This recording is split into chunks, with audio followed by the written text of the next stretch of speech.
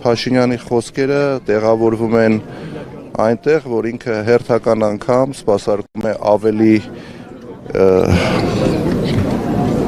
եռանդով թուրք-ադրբեջանական շահերը, քան հայկական շահը։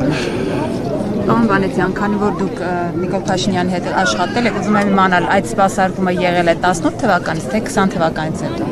Փոխվել է։ Ես 19 թվականի սեպտեմբերին, երբ ներկայացրել եմ հրաժարական, հստակ խոսել եմ հրաժարականի պատճառների մասին։ Ես այն ժամանակ չեմ տեսել, որ նման քայլեր իրագործվում է, բայց մարդ, ով տիրապետում է մի քիչ ավելի շատ տեղեկատվության եւ վերլուծելու ունակություն ունի, հասկացել եմ, որ այո, մեր երկիրը ցավոք սրտի գնալու է այն ճանապարհով, որով գնացել ենք, բայց անգամ ամենավատ երազում չէին կարող պատկերացնել, որ հասնելու ենք այս իրավիճակին, որը մենք այսօր ունենք։